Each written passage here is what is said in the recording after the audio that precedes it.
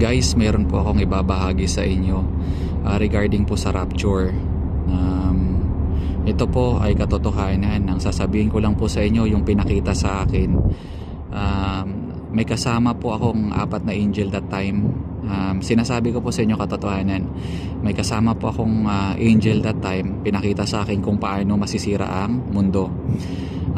Itong mundo na to, ito po sinasabi ko sa inyo ang katotohanan na multidimensional pala ito. Hindi flat, hindi round ang mundo. Multidimensional siya. Nung time na yun, during rapture, walang kaalam-alam ang tao, napakatahimik ng mundo. Parang hindi mo nga ine-expect na dadating yung time na yun. Bigla na lang lahat ng nangyari.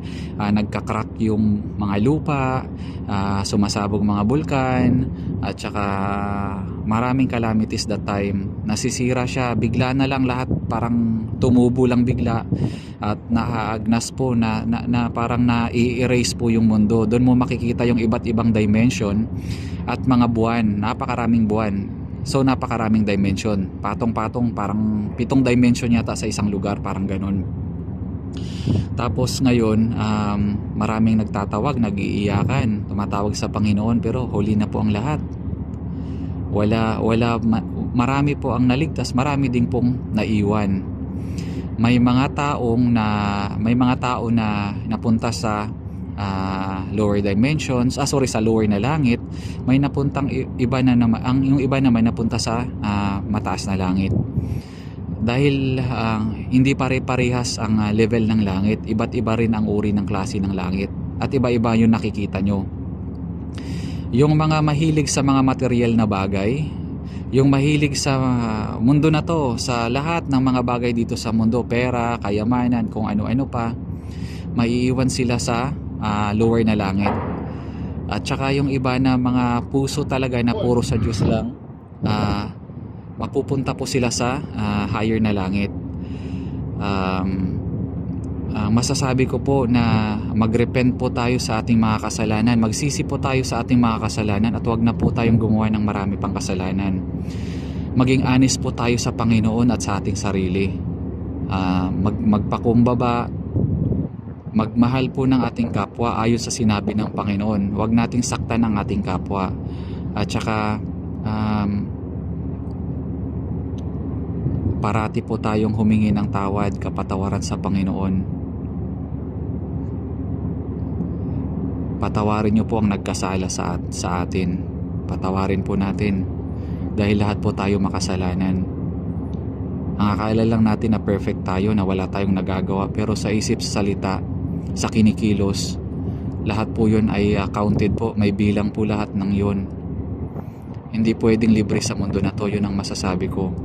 Sa mga asawa naman na kung saan po malapit sa Diyos, yung mahilig manalangin, mahilig mag-preach sa salita ng Panginoon, mahilig magbasa ng Biblia at mapagmahal sa Panginoon,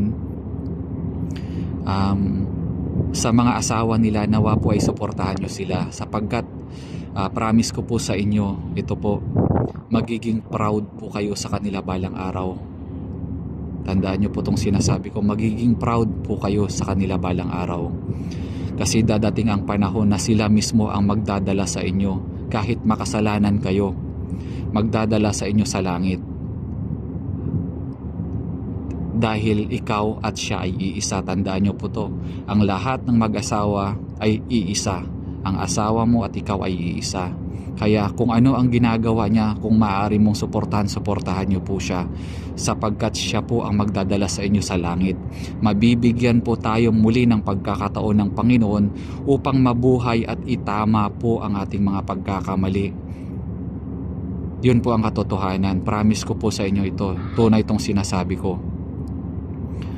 Balang araw, sana sa pagbalik natin sa mundo, sa reincarnation natin sa next life, maging mabuti na po tayo sa isipan, sa puso, at sa ating mga kinikilos at gawa. Sapagkat para ma-purify po ang ating soul at makapasok po tayo sa tunay na buhay na walang hanggan. Buhay na walang hanggan po, hindi lang sa langit. Magkaiba po kasi ang state nun. Nasa state po ng pagkatao natin yon. Okay, nawa po ay may natutunan kayo sa sinasabi ko. Hindi ko po hangad na magkaroon ng napakaraming views. Ang hangad ko po, kaya sinishare ko po ito, para malaman po ng karamihan ang katotohanan na nakatago, na wala sa Biblia. Dahil corrupted na po ang lahat ng mga ganun, kasi may kukonti na lang natitira sapagkat ayaw nilang malaman ang katotohanan dito sa mundo. Napakaraming nakatagong lihim, tanging ang Diyos lang po ang makakapagbigay sa inyo. Maraming salamat po sa panunood.